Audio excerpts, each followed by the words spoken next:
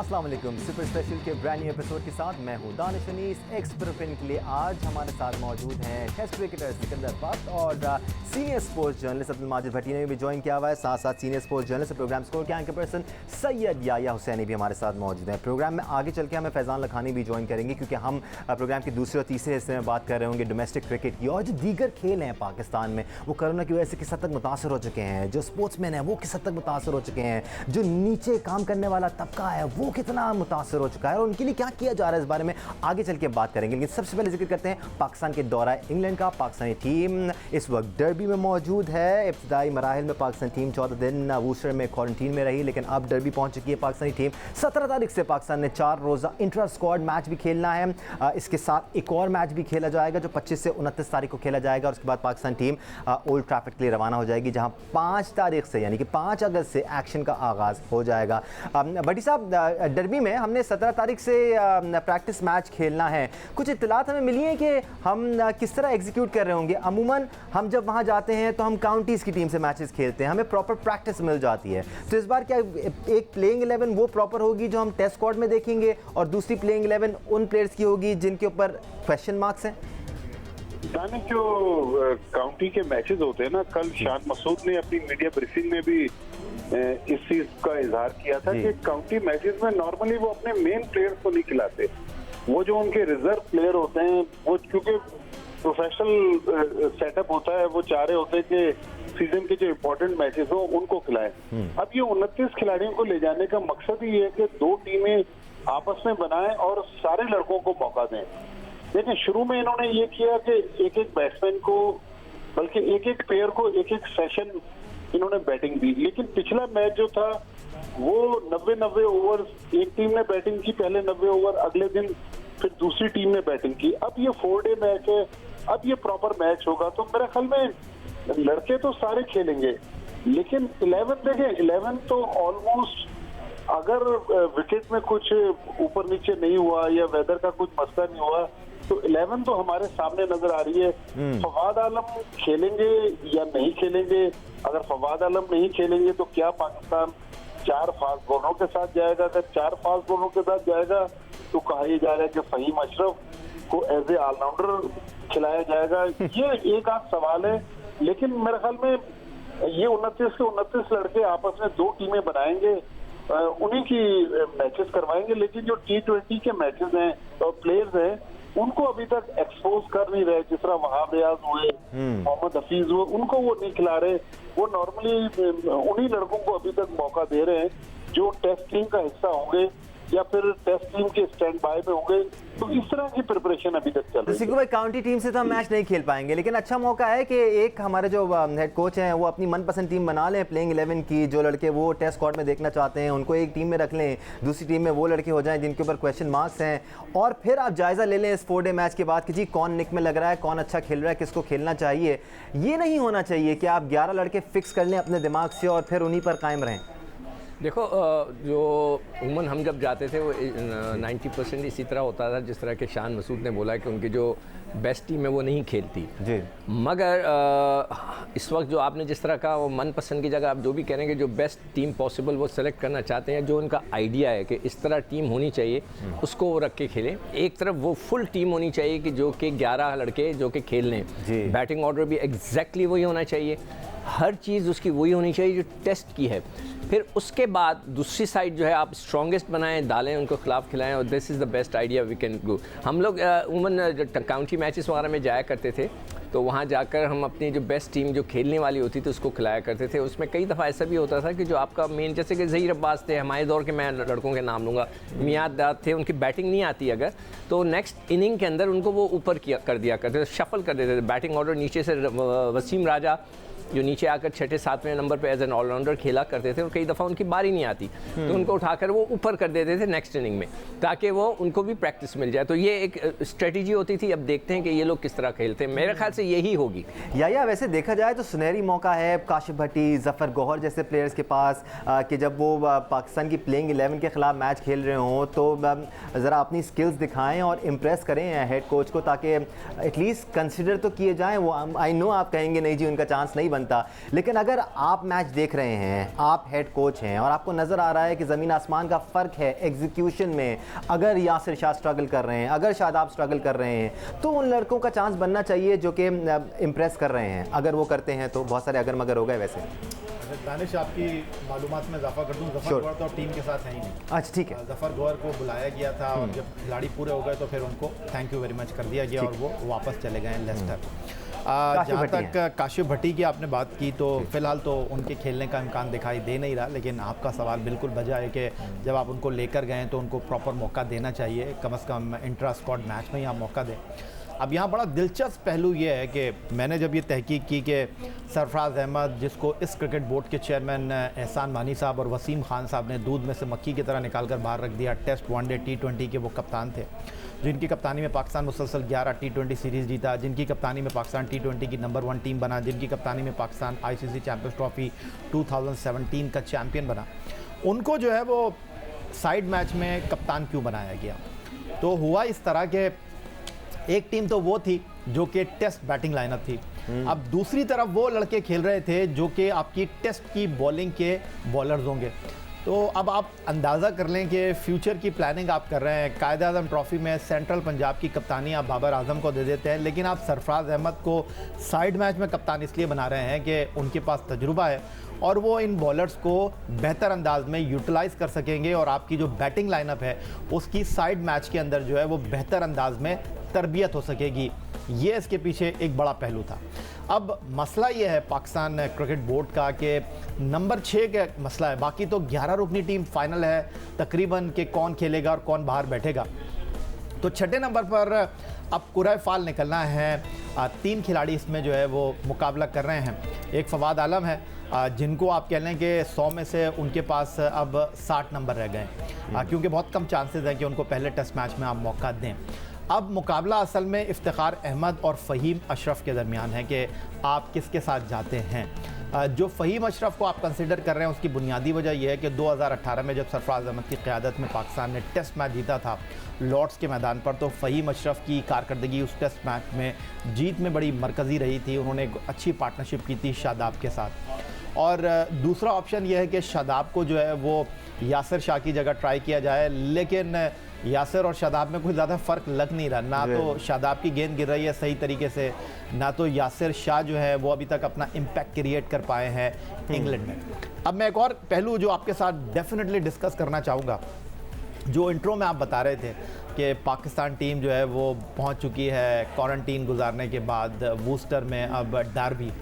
वो एक घोड़ों की रेस होती है डार्बी, सिकंदर बख्श साहब शायद उसको ज़्यादा बेहतर जानते हैं। मैं जुआ नहीं खेलता। नहीं वो रेस की बात कर रहा हूँ। इन्फॉर्मेशन तो होगी ना सर, मारूफ रेस है। डार्बी के बारे में पता है मुझे। डार्बी में इतने अच्छे इंतजाम होते हैं, इतने अच्छे इंतजाम हमें इंग्लैंड में देखने को मिल नहीं रहे। हमारी टीम जिन होटल्स में अब तक क़याम कर रही है वो इंग्लैंड में माजिद भट्टी साहब भी गए हैं, इंग्लैंड में सिकंदर बख्श साहब भी पाकिस्तान टीम के साथ ट्रैवल कर चुके हैं। मोटल होते हैं वहाँ पर, उस टाइप के होटल में पाकिस्तान टीम जो है अभी तक स्टे कर रही है, जिसको आप 1 स्टार होटल कह सकते हैं। और मैं चाहूँगा कि पाकिस्तान क्रिकेट बोर्ड के जो रज़ा राशिद किचलू साहब हैं वो तस्वीर ज़रा शेयर करें जिन होटल में पाकिस्तान टीम ने अब तक क़याम किया है। लेकिन ऐसा होगा नहीं, ना तो उस होटल में स्विमिंग पूल की सहूलत है, ना तो उस होटल के अंदर जो है आपको जिम की सहूलत है। तो फिर आप अंदाज़ा कर लें कि वो किस कैटेगरी का होटल होगा।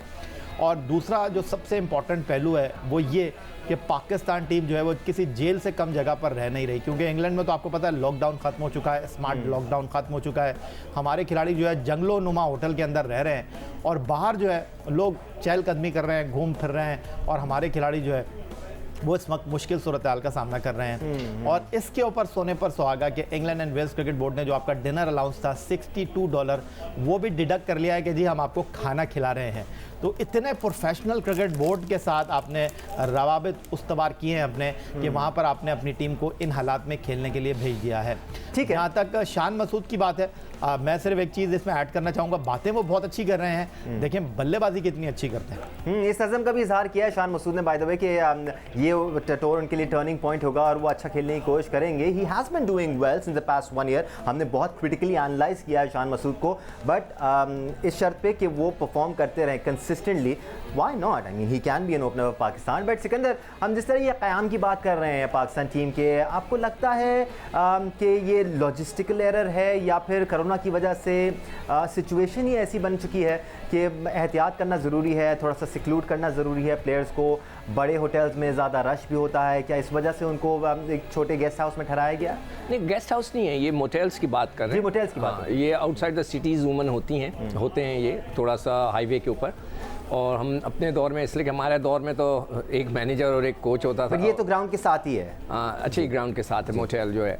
अच्छा, हो सकता है कि इसी वजह से, जैसे आप कह रहे हो कि रश की वजह से, अगर वो चाहते, अगर देखें, अगर पाकिस्तान टीम को इससे पहले कौन सी जगह थी हम जहाँ, वूस्टर ना? जी, वूस्टर। हाँ, अगर वूस्टर वाले अपना ड्रेसिंग रूम नहीं इस्तेमाल करने दिया, उन्होंने उनको अपना वॉशरूम नहीं इस्तेमाल करने दिया, तो आप सोचें कि हमारी टीम को वो कैसे ट्रीट कर रहे हैं। हम वहाँ पे सिर्फ और सिर्फ जो है वसीम खान साहब की जो है वो अपनी पीआर बनाने के चक्कर में हम वहाँ गए। उसके अलावा मैं नहीं समझता कि जिस तरह हमारी टीम को ट्रीट किया जा रहा है। आज तो एक अखबार में बहुत बड़ी स्टोरी है, ये दोनों जर्नलिस्ट हैं, ये दोनों बताएंगे।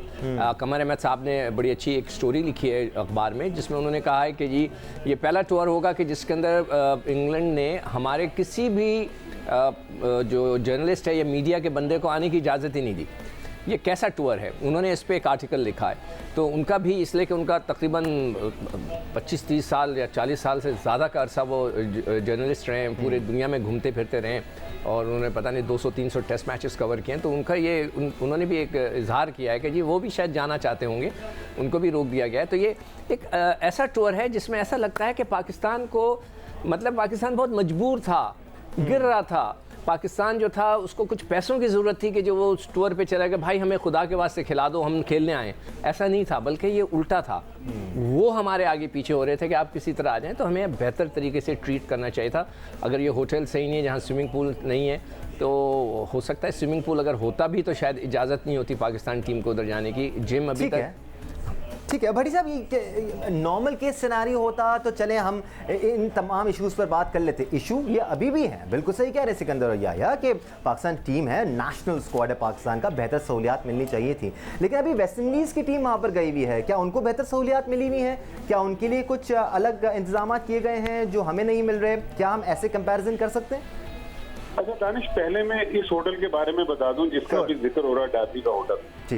मैं 2007 में पाकिस्तान अंडर 19 टीम गई थी, मैं इस होटल में ठहरा था। उस वक्त अंडर 19 टीम भी यहीं ठहरी हुई थी। देखें, जिस तरह हमारे शारा फैसल पे 2 बड़े होटल है, उसके अलावा जो जिस तरह के 2 स्टार 3 स्टार टाइप का होटल है, कमरे अच्छे हैं, छोटा सा रेस्टोरेंट है, लेकिन और कोई सहूलतें नहीं है। लेकिन नॉर्मली जब भी कोई टीम टूर करती है, वो पाकिस्तान आके उनकी जो एडवांस टीम है वो आगे रैकी करती है, देखती है कि यहाँ पर क्या सहूलतें हैं और उस काबिल ये होटल है भी कि भट्टी साहब, मैं सॉरी इंटरप्ट करूंगा, एडवांस टीम उनकी इंग्लैंड की ऑलरेडी पाकिस्तान में थी। जी जी जी, मैं इंग्लैंड की बात कर रहा हूँ। हाँ, इंग्लैंड की टीम, इंग्लैंड के जो लोग थे ऑलरेडी पाकिस्तान में थे। नहीं, पाकिस्तान वाले तो उधर नहीं गए ना, वो ये कह रहे हैं। नहीं जी, नहीं तो पाकिस्तान वाले तो, मतलब पाकिस्तान में उनके नुमाइंदे मौजूद हैं ना, जो उनको बताने के लिए कि इंग्लैंड में क्या क्या है।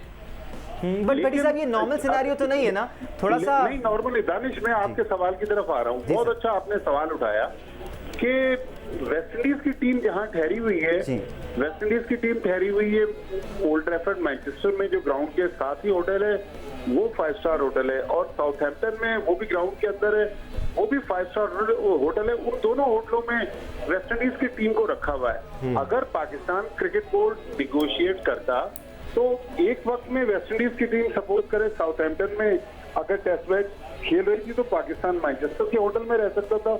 लेकिन ये हमारे क्रिकेट बोर्ड के जो लॉजिस्टिक्स के लोग हैं या क्रिकेट बोर्ड के जो वहां से आए हुए लोग हैं, उनकी मिसमैनेजमेंट है।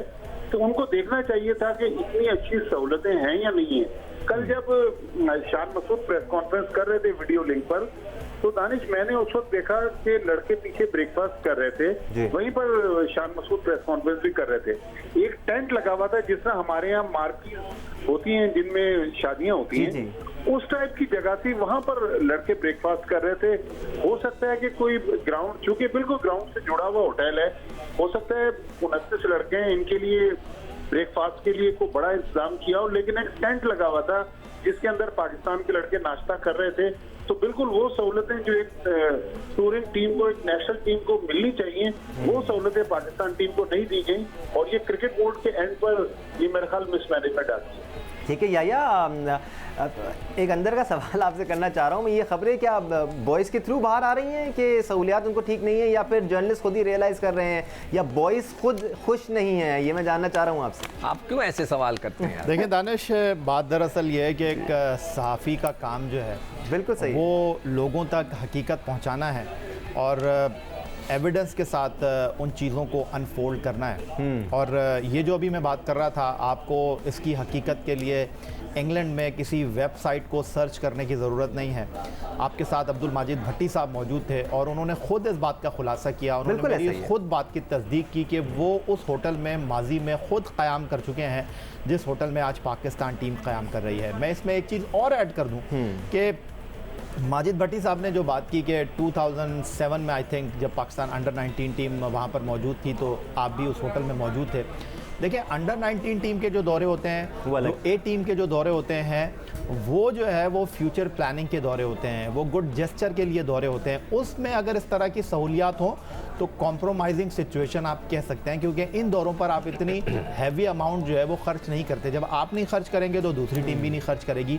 लेकिन ये नेशनल टीम का मामला है, ये वो टीम है जो एक ऐसे सिनेरियो में इंग्लैंड जाकर खेल रही है जहां पर इस वक्त फर्स्ट क्लास क्रिकेट के मुकाबले तक मुनक्किद नहीं हो रहे।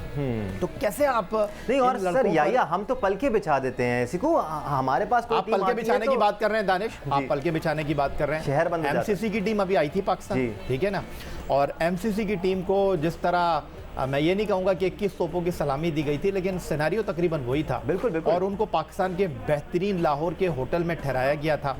पाकिस्तान क्रिकेट बोर्ड ने 1 करोड़ 48 लाख रुपए का बजट उनके लिए अप्रूव कराया था अपने गवर्निंग बोर्ड से। तो ये सवाल है, और याया ये ढकी छुपी बातें नहीं है, ये सब हमें नजर आता रहा है। हमें नजर आया कि एयरपोर्ट किस तरह लेने गए, किस तरह उनका रेड कार्पेट बिछाकर इस्तकबाल किया गया।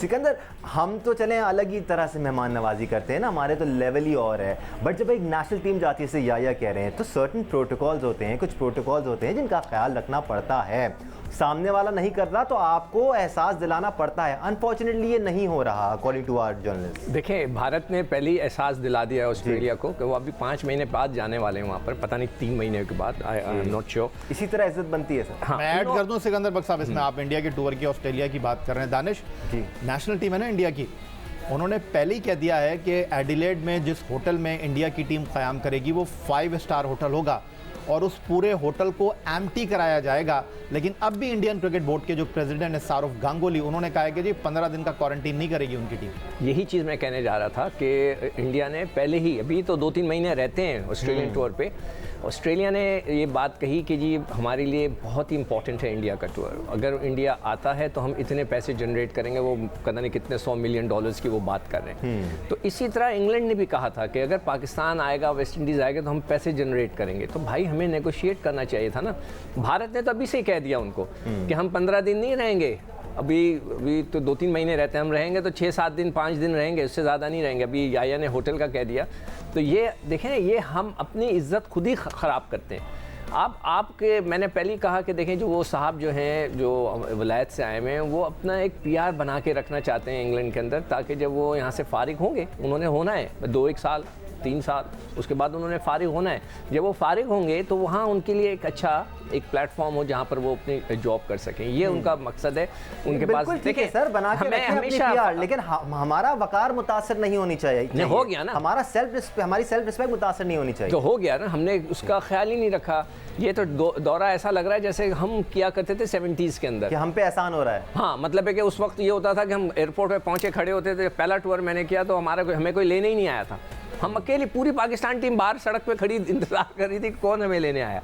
तो मैं समझा शायद ऐसे ही होता होगा, मगर अब मैं देखता हूँ तो पूरा सिनेरियो बदल चुका है। तो हमें मेरे ख्याल से इज्जत के साथ जाना चाहिए था, मगर चलिए। अच्छा, अभी आपने सिकंदर बख्श साहब ने 70s की बात की ना दानिश, आप बात कर रहे थे बायो सिक्योर माहौल की कि बड़ा उस खिलाड़ियों को बायो सिक्योर माहौल में रखा गया लाहौर के मुकामी होटल में, और उसके बाद अब बायो सिक्योर माहौल में आपकी टीम इंग्लैंड में मौजूद है। देखें, स्पेशल प्लेन के तवस्सुत से तो पहले 20-22 खिलाड़ी ऑफिसर्स के साथ चलेगा इंग्लैंड, उसके बाद जो खिलाड़ी जा रहे हैं आपको पता है उनको किस तरह लुक आफ्टर किया जा रहा है। वो खिलाड़ी जो है वो कमर्शियल फ़्लाइट में जाते हैं जहाँ पर नॉर्मल पैसेंजर होते हैं, उनके लिए कोई बायो सिक्योर माहौल नहीं है। वो दुबई लैंड करते हैं, आम लोगों के साथ जो है वो वहाँ पर अपनी अगली फ़्लाइट लेते हैं, कनेक्टिंग फ़्लाइट। उसके बाद ये जो खिलाड़ी हैं वो 2-2, 1.5 घंटे जो है वो क्यू में खड़े रहते हैं। अभी सिकंदर बख्श साहब जो 70 की बात कर रहे हैं, 50 साल के बाद भी उसी की तरह का सिचुएशन पाकिस्तान टीम के साथ है। 2-2 घंटे आप क्यू में खड़े रहेंगे तो कौन सा बायो सिक्योर माहौल। दानिश, अगर उस दौरान किसी खिलाड़ी को कोरोना हो गया तो वो इज रिस्पॉन्सिबल, उस खिलाड़ी को तो आप टिकट हाथ में पकड़ाकर जो है वापस पाकिस्तान भेज देंगे खौर होने के लिए। ठीक है जी, हमारी हमेशा से कोशिश होती है कि हम पाकिस्तान में जितने भी स्पोर्ट्स खेले जा रहे हैं सब पर बात करें, लेकिन शायद हमारी भी गलती है कि हम भी क्रिकेट की गेम के साथ ऑब्सेस्ड हैं। ये सिर्फ हम रियलाइज़ नहीं करते, पाकिस्तान के जो दीगर स्पोर्ट्समैन हैं और जो फीमेल एथलीट्स हैं वो सब रियलाइज़ करते हैं यार कि ये क्रिकेट के इर्द गिर्द जो ऑब्सेशन है, मतलब क्या सिनारियो है इसका। दीगर स्पोर्ट्स में जो हमें एक्लेट्स मिले हैं, हमारे क्यूबिस्ट ने जो हमें एक्लेट्स दिलाए हैं, हमारे बॉक्सर्स ने जो हमें एक्लेट्स दिलाए हैं, उनका जिक्र इस तरह क्यों नहीं किया जाता, उनके बारे में इतनी बात क्यों नहीं की जाती। डोमेस्टिक सर्किट में इस वक्त हो क्या रहा है, प्लेयर्स किन हालात में हैं, इस बारे में बात करेंगे। फैज़ान लखानी भी हमें ज्वाइन करेंगे, हमारा ये पैनल हमारे साथ मौजूद होगा, आप भी हमारे साथ रहिएगा। Welcome back once again to super special. हमारे साथ अब फैज़ान लखानी भी आ चुके हैं, मारूफ स्पोर्ट्स जर्नलिस्ट हैं, और पाकिस्तान में इंटरनेशनल क्रिकेट हो, डोमेस्टिक क्रिकेट हो, इंटरनेशनल स्पोर्टिंग इवेंट्स हो या लोकल स्पोर्टिंग इवेंट्स हो, हर खबर पर इनकी नज़र रहती है। इनसे हम आज कुछ मसाइल के बारे में बात करेंगे, लेकिन अगर हम पाकिस्तानियों की बात करें, हम अपनी बात करें, तो इस बात में कोई शक नहीं है जी, हमारा सबसे फेवरेट स्पोर्ट क्रिकेट ही है। ऑल्दो अब बहुत सारे लोग हमारे बीच में ही रहते हैं जो क्रिकेट को साइडलाइन करके फ़ुटबॉल की तरफ आ गए हैं या दीगर स्पोर्ट्स में दिलचस्पी लेना शुरू हो गए हैं। लेकिन अगर हम पाकिस्तान की ऑन द होल बात करें तो ज़्यादातर तवज्जो क्रिकेट के खेल को ही दी जाती है, डिस्पाइट द फैक्ट कि दीगर खेलों से जो जुड़े हुए प्लेयर्स हैं या एथलीट्स हैं वो हमको रिसेंट टाइम में काफ़ी एक्लेट्स दिला चुके हैं, चाहे वो आसिफ हो जो वर्ल्ड स्नूकर चैंपियनशिप जीतने में कामयाब हुए, या फिर दीगर खेलों से वाबस्ता एथलीट्स हों जिन्होंने पाकिस्तान को एक्लेट्स दिलाए हैं। उसके बावजूद उनका उस तरह से ख्याल नहीं रखा जाता जितना क्रिकेटर्स का रखा जाता है, उनको उस तरह पैम्पर्ड नहीं किया जाता जिस तरह क्रिकेटर्स को किया जाता है। अब तो ये बातें भी हो रही हैं कि हॉकी का खेल अगर ख़त्म हुआ या तबाह हुआ है पाकिस्तान में तो उसकी वजह भी क्रिकेट है, क्योंकि हम बहुत ज़्यादा फोकस हैं क्रिकेट के खेल को लेकर। इसी पूरी सिनारियो से मुतालिक एक स्पेशल रिपोर्ट बनाई है फैज़ान लखानी ने, आइए वो दिखाते हैं आपको, फिर फैज़ान को ऑन बोर्ड लेंगे। वैसे तो पाकिस्तान का कौमी खेल हॉकी है, लेकिन क्रिकेट पाकिस्तान में सबसे ज्यादा मकबूल है। गुज़िश्ता चंद बरस के दौरान पाकिस्तान ने karate, judo, wrestling, snooker, athletics में मुतादिद एजाज़ात अपने नाम किए, लेकिन ये खिलाड़ी पजीराई से महरूम है। खिलाड़ियों का मुतालबा है कि मुल्क में जैसी पजीराई क्रिकेटर्स को मिलती है वैसे ही दीगर खिलाड़ियों को दी जाए। इन खिलाड़ियों का कहना है कि एजाज़ात जीतने के बावजूद भी कोई नहीं पूछता, जिसकी वजह से उनकी हौसला शिकनी होती है।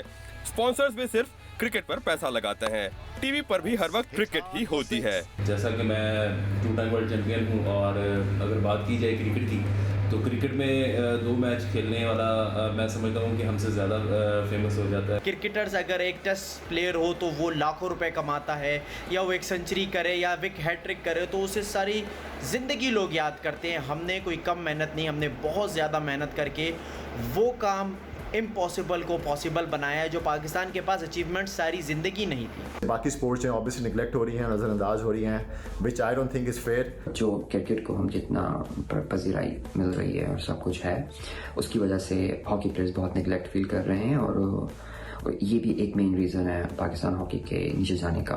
जिस तरह क्रिकेटर्स को प्रमोट करते हैं उनको अप्रिसिएशन मिलती है, उनको प्रोटोकॉल मिलता है और स्पॉन्सर आगे आके उनको स्पॉन्सर करते हैं। सो मुझे फील होता है कि बाकी स्पोर्ट्स को स्पेशली पाकिस्तान में टोटली इग्नोर करते हैं। टीवी पे भी हमेशा क्रिकेट ही ज़्यादातर दिखाई जाती है और बाकी जो स्पोर्ट्स हैं उनको कवरेज नहीं मिलती, और वुमेन स्पोर्ट्स की अगर मैं बात करूँ तो बिल्कुल भी कवरेज नहीं मिलती।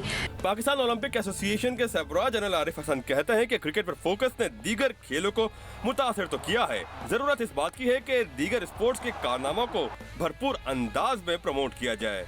क्रिकेट के भी फॉर्मेट्स इतने चेंज हुए हैं कि कंप्लीट जो थोड़ा बहुत पैसा था अभी वो भी उधर डाइवर्ट हो गया because of the format and because of the visibility that has increased because of that particular format. कौमी खिलाड़ियों का कहना है कि उन्हें क्रिकेट या क्रिकेटर से कोई मसला नहीं, मसला उस दौरे रवैये से है जिसकी वजह से एक खेल को आसमान पर पहुंचाया जाता है जबकि दूसरे खेल को मुकम्मल नजरअंदाज किया जाता है।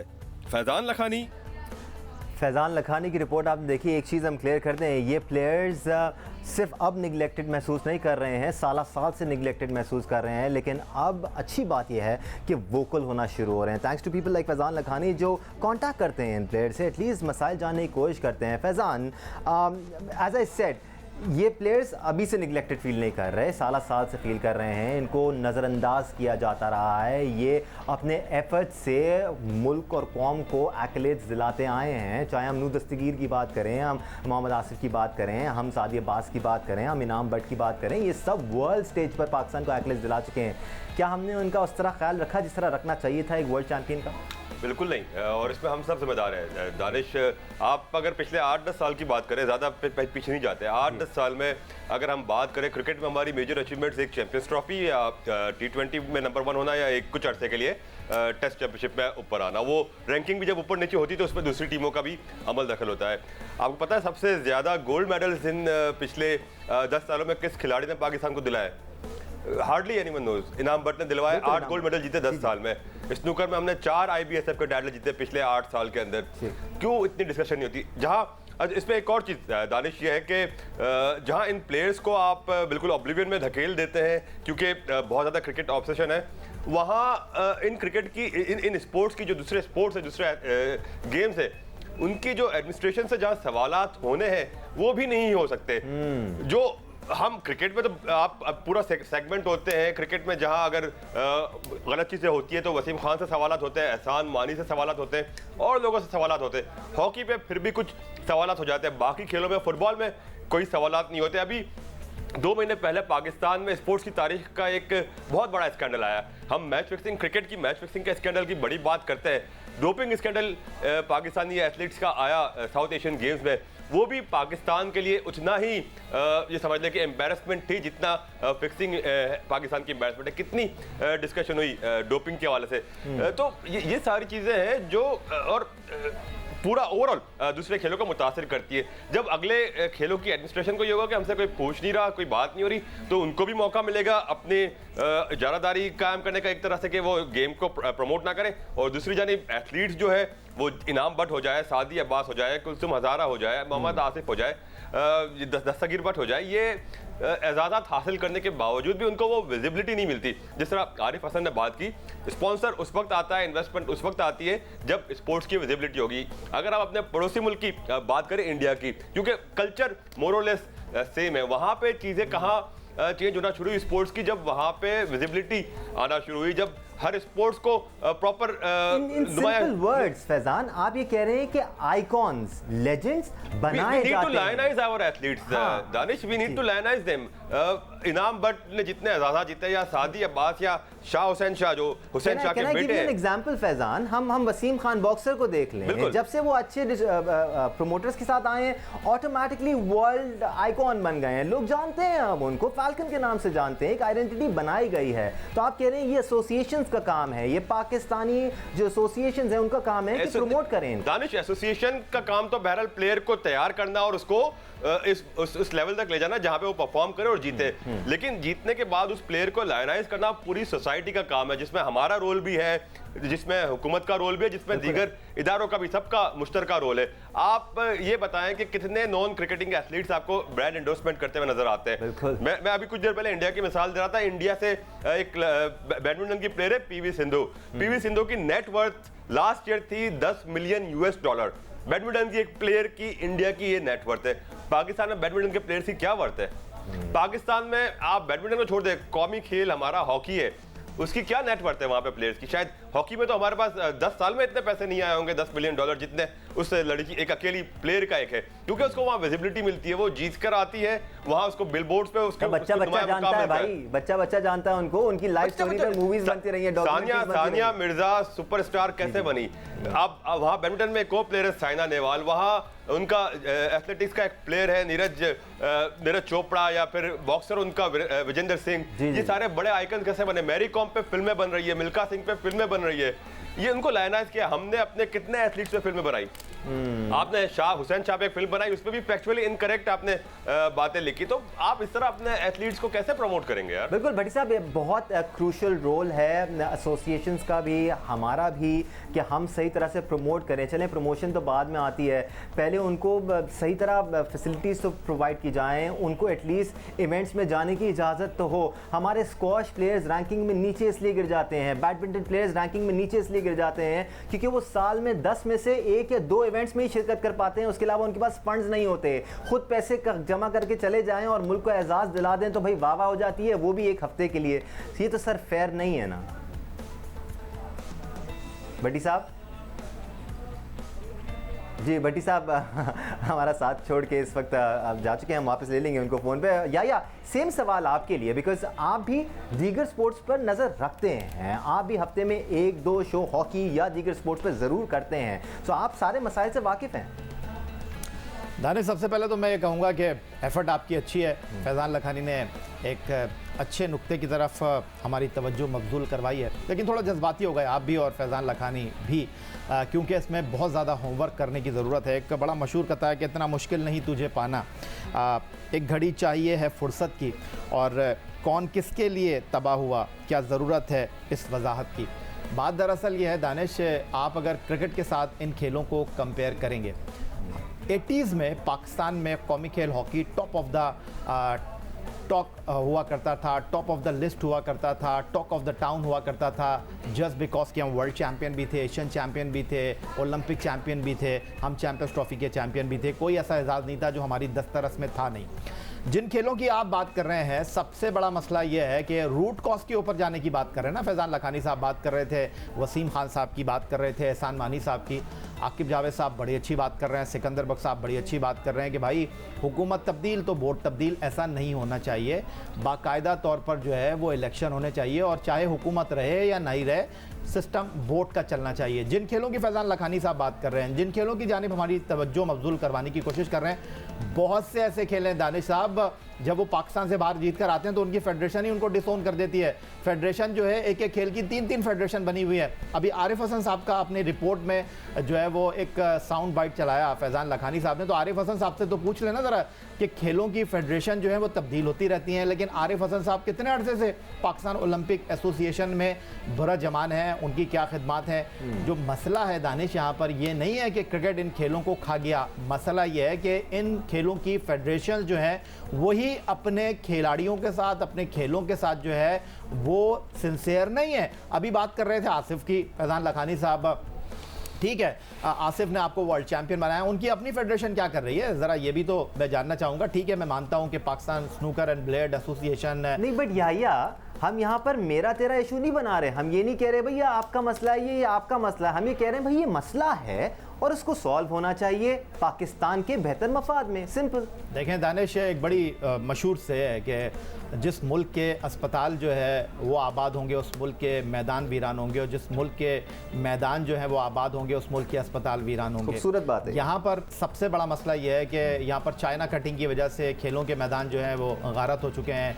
अब हमारे बच्चे जो है वो सड़कों पर खेलते हुए हमें दिखाई देते हैं, वो भी अब ख़त्म हो गया है कोरोना की वजह से, अब वो भी आपको खेलते हुए दिखाई नहीं दे रहे। देखें, ये रियासत का मसला है कि भाई रियासत जो है वो खेलों को किस तरह लेकर चलती है। हम वसीम खान को रो रहे हैं ना पैराशूट से लैंडिंग करके पाकिस्तान क्रिकेट बोर्ड में, व्हाट अबाउट फहमीदा मिर्जा साहिबा, उनका क्या कंट्रीब्यूशन है खेलों के अंदर?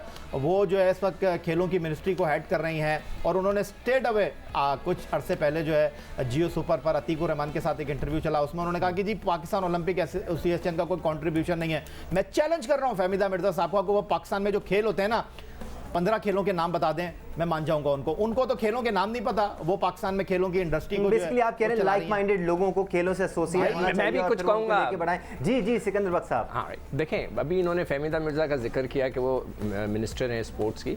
हमारे प्राइम मिनिस्टर स्पोर्ट्समैन हैं, उनसे बड़ा कोई स्पोर्ट्समैन है? वो क्रिकेट को तबाही की तरफ ले जा रहे हैं, उन्होंने नौकरियां ख़त्म कर दी हैं। ठीक है, ये मेरा दावा है, मैं कह रहा हूँ, मैं चैलेंज कर रहा हूँ कि वसीम खान मेरे साथ आके बैठ जाएं, मैं से बात कर लें। आपके साथ तो बैठ ही नहीं सकते, वो आप क्रिकेटर है ना, इसलिए ठीक है, छोड़े। अच्छा, मैं सबसे पहले तो इन सारे जो स्पोर्ट्समैन हैं, मैं मानता हूँ कि ये हमारे लिए बहुत बड़े स्पोर्ट्समैन हैं, हमारे एम्बेसडर हैं, पाकिस्तान का नाम रोशन करते हैं। मगर प्लीज़ एक चीज़ जहन से निकाल दें कि जो क्रिकेट है उसको हुकूमत एक पैसा नहीं देती। हुकूमत नहीं, लेकिन सर फोकस तो ज्यादा है। सुन लो, सिक्कू भाई, मैं एक चीज मैं यहाँ कहूँ, या हुकूमत से पैसे या किसी और चीज से ज्यादा बात हमारी ओवरऑल ऑब्सेशन विद क्रिकेट का मसला है। हम क्रिकेट में अगर जिम्बाब्वे के अगेंस्ट शान मसूद 90 रन बनाता है या 100 रन बनाता है, वो ज्यादा डिस्कस होता है, हो जाती है, और 2 दिन तक वाह होती रहती है। और इनाम पर दूसरी रोज अगर रेसलिंग का मैच जीतता है, बाउट जीतता है, गोल्ड मेडल जीतता है, वो डिस्कस नहीं होती। हाँ, तो फैजान लखानी साहब, आप मीडिया के बंदे, मैं आपको ऐड कर दूं, आपकी मालूमात में इजाफा कर दूं। 8 घंटे मैच चलता है टेलीविजन के ऊपर, फिर 4.5 घंटे जो है उसकी रिकॉर्डिंग चलती है, तो शान मसूद तो डिस्कस होगा, चाहे वो इंडिया के खिलाफ नहीं करे। आप इनाम बट की बात कर रहे थे फैजान लखानी साहब, आप जैसे सहाफी, हम जैसे सहाफी दुनिया को ये बताते हैं, दुनिया को ये बताते हैं कि आज जो है वो इनाम बट ने फला मुल्क में कामयाबी हासिल की, ना तो आपके पास उसकी कोई पिक्चर होती है, ना जो उनकी एसोसिएशन होती है, सब होता है, हमने सब कवर किया है, सब कवर किया। बात यह है कि वो 2 मिनट के लिए डिस्कस होता है, फिर बाहर हो जाता है। शान मसूद 6 दिन तक डिस्कस होता रहता है। डिस्कशन में हम थोड़ी सी रवैये चेंज करने होंगे, हमें थोड़ी सी सैनिटी ले आते हैं डिस्कशन में। आप अपने इर्द गिर्द देख रहे होंगे, इनाम बट जब अभी जीते, सोशल मीडिया पर तहलका मचा हुआ था, हर कोई बात कर रहा था। पॉइंट इज, लाइक माइंडेड लोग बात करते हैं, जो इंटरेस्ट लेते हैं दीगर स्पोर्ट्स में वो बात करते हैं, लेकिन उनको सपोर्ट नहीं मिलता एसोसिएशन से। भट्टी साहब की तरफ जाना चाह रहा हूं, मेरी बात खत्म नहीं हुई, लेकिन हम उनसे बात नहीं कर पाए। ठीक है भट्टी साहब, मुझे ब्रेक का कहा जा रहा है, जल्दी से एक ब्रेक ले लेते हैं। ब्रेक से वापस, मेरी सजेशन तो आपने सुनी नहीं। सर मैं आ रहा हूं, सर मैं आ रहा हूं, ब्रेक लेके वापस आते हैं, फिर बात करेंगे।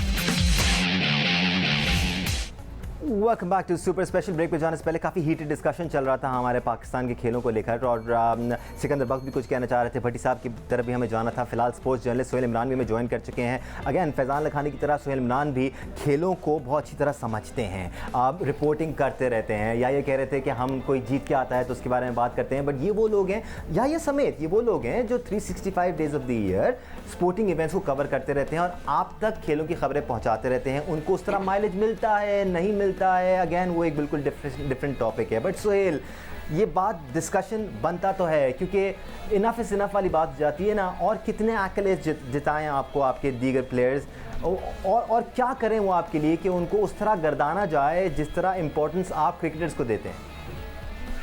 दर्शक, आप देखें कि क्रिकेट होती सबसे ज्यादा है दूसरे गेम्स के मुकाबले में बात करें, और जो गेम ज्यादा होगी आप उसी को डिस्कस भी करेंगे। अब ये कहना कि क्रिकेट को सिर्फ मीडिया ज्यादा कवरेज देता है, तो जो चीज ग्राउंड पे ज्यादा हो रही होगी आप उसी को कवरेज देंगे ना। अगर आपने साल में एक इवेंट करवा दिया दूसरे एसोसिएशन वालों ने या फेडरेशन वालों ने, और नेशनल चैंपियनशिप करवा दिया, या वो एक टाइटल जीता है साल में, तो उनको भी उतनी ही कवरेज मिलती है, बल्कि बहुत ज्यादा कवरेज मिलती है। मैं ज्यादा गुफ्तगू सुन नहीं सका क्योंकि मैंने ज्वाइन बहुत लेट किया, मुझे नहीं पता इसके ऊपर बात हो चुकी है या नहीं हो चुकी। नहीं, आप बोले सर जो आपने बोलना है।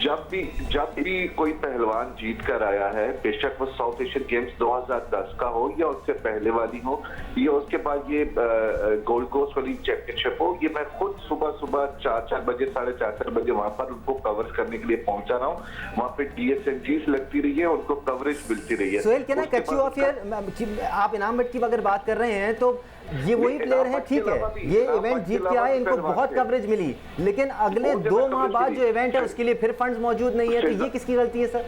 नहीं, फैजान भी बैठा हुआ है। रियो डी जनेरो में जब इवेंट्स हो रहे होते थे, टाइम जोन का डिफरेंस होने के बावजूद उन लोगों को कवर किया जाता रहा है। ऑस्ट्रेलिया में गोल्ड कोस्ट गेम्स ही 6 घंटों के टाइम डिफरेंस होने के बावजूद यहाँ पर उनको कवरेज सुबह 4 बजे इवेंट्स जब उनके हो रहे होते थे कवरेज मिलती है। डेफिनेटली जिस चीज का आप जिक्र कर रहे हैं, अब इवेंट्स ही नहीं उनके होंगे तो उनको कवरेज कहाँ से मिलेगी? अगर उन्होंने 4 सालों में या 3 सालों में उन लोगों ने कोई एक जाकर जीत लिया, नो डाउट उनको पजीराई मिलनी चाहिए, मिलती भी है, लेकिन ये कह देना क्योंकि होती क्रिकेट ज्यादा है तो उसको कवरेज भी तो नजर भी तो क्रिकेट ही ज्यादा आएगी ना।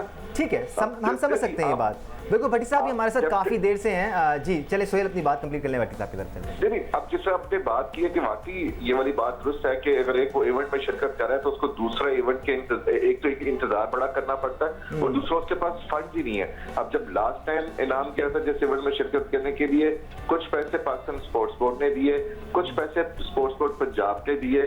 फेडरेशन के पास इतने वसाइल ही नहीं है कि वो उसका कैंप लगा सकें। जो स्पोर्ट्स बोर्ड ने कैंप लगाया था पाकिस्तान स्पोर्ट्स बोर्ड ने, उसमें सिर्फ उतने ही खिलाड़ियों को बुलाया गया था यहाँ पर और उनको भी उन्होंने खाने के पैसे नहीं दिए थे और उन्होंने लेटर जारी किया था कि हम सिर्फ इनको रिहाइश दे सकते हैं और वो भी उनके अपने कोचिंग सेंटर में मिली।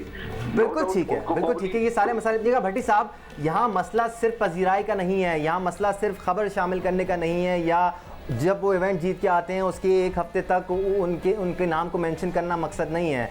मसला ये है कि एक आपका इंटरनेशनल स्टार है, वर्ल्ड चैंपियन है, वो जब घर वापस आता है उसके पास ट्रेनिंग के लिए फैसिलिटीज़ मौजूद नहीं है। सोहेल इमरान भी कुछ ऐसा कह रहे थे, मैथ्स मौजूद नहीं है जो कि मुख्तलिफ एस्पेक्ट से उनको ट्रेनिंग करा सकें, कोचेज़ मौजूद नहीं है, ये सारी फैसिलिटीज़ मौजूद नहीं है। तो ये तो निगलेक्ट ही है ना सर। कैसे बनेगा एक प्लेयर, एक प्रोफेशनल एथलीट? दानिश, हमारे यहाँ जो ऑर्गेनाइजर्स में जो माफिया है ना, वो जब एक बार एंट्री देता है पाकिस्तान ओलंपिक एसोसिएशन में या पाकिस्तान स्पोर्ट्स बोर्ड में, उसको छोड़ने की कोशिश ही नहीं करता।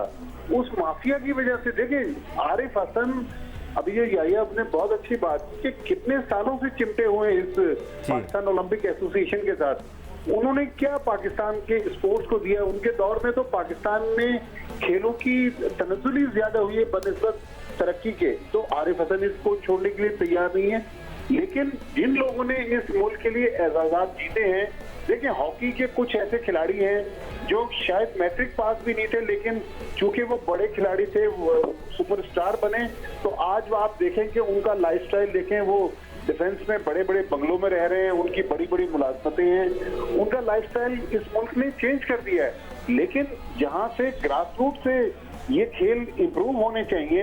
अब पिछले दिनों सिंध गेम्स का एक स्कैंडल था जिसमें सिंध ओलंपिक एसोसिएशन के सेक्रेटरी अहमद अली राजपूत, उनको इसलिए थाने ले जाकर बिठा दिया गया कि उन्होंने सिंध गेम्स का नाम यूज किया और जिन साहब ने उनके खिलाफ FIR कटवाई, मुदस्सर आराई खुद सिंध पुलिस में किसी बड़ी पोस्ट पर हैं, उन्होंने उनके खिलाफ FIR कटवा दी। वो नेटबॉल फेडरेशन चला रहे हैं, वो भी पैरेलल फेडरेशन है। तो बेसिकली फहमीदा मिर्जा का बिल्कुल सही बात कही गई कि कोई काम नहीं है स्पोर्ट्स में। इस स्पोर्ट्स में हमें प्रोफेशनल लोग लाने की जरूरत है। अगर इमरान खान के दौर में हमारे खेलों का सिस्टम ठीक नहीं हो सकता तो मेरा ख्याल फिर किसी दौर में नहीं हो सकता। ये नीचे से सब मसला है। नेशनल कोचिंग सेंटर कराची को आप देख लें, क्या जबरदस्त कोचिंग सेंटर था। आज आप यहाँ खंडर का मंजर पेश कर रहे हैं, अंदर जो है वो कबूतर घूम रहे हैं, ट्रैक्स भी फारिग हो चुके हैं। बिल्कुल सही कह रहे हैं भट्टी साहब। सिकंदर बक काफी देर से कुछ कहना चाह रहे हैं। सिकू भाई अभी नहीं, सबने सारी बातें कवर कर दी। मैं ये कहना चाहा था, देखें जो क्रिकेटर्स को आप इतना ज़्यादा ब्लेम ना करें कि देखें अगर आवाम पसंद करती है गेम को तो उसमें कोई कुछ नहीं कर सकता, नंबर 1। नंबर 2, सबने बोल दिया 8 घंटे गेम चलता है, 8 घंटे तो हमारी अम्माएँ भी जो हैं वो खाना बनाते बनाते देख रही होती हैं, वो हमें ज़्यादा क्रिटिसाइज़ करती हैं क्रिकेटर्स को बजाय गेम्स में सब आते। देखें हुकूमत इस वक्त एक स्पोर्ट्समैन के पास है। हमारी जो स्पोर्ट्स की मिनिस्टर है, मैं उनको एडवाइस करूंगा कि जी आप एक पेपर बनाएं और जाके हुकूमत के सामने प्राइम मिनिस्टर से ये पास कराएं कि जो लड़का ओलंपिक में जाके गोल्ड मेडल जीतता है उसको 1 करोड़ रुपए हुकूमत देगी। ये ऑलरेडी स्पोर्ट्स पॉलिसी का हिस्सा है सिकू भाई, ये चीज तो। मगर फिर ये रोते क्यों है? ये भी आसिफ को क्यों नहीं दिया गया? मिलते नहीं है। आसिफ ने ओलंपिक में नहीं जीता, उसने नहीं वर्ल्ड टाइटल तो जीता ना, वर्ल्ड टाइटल IBF है। आप इस तरह करें ये पॉलिसी का हिस्सा है, होता नहीं है इस पे अमल दरामद। देखें ना फिर कौन करेगा। जैसे एक बना दिया ना कि ओलंपिक हुआ, वर्ल्ड टाइटल होते हैं, उसमें आप 1 करोड़ रुपया देंगे और अगर आप साउथ एशिया का गेम जीतते हैं, गोल्ड मेडल लेते हैं, आपको 50 लाख मिले और वो आप दें। आप ये ना करें। यहाँ पे तो हमने देखा तो एक खातून जो 2 ड्रामों में आती हैं उनको आपने तमगा इम्तियाज़ दे दिया।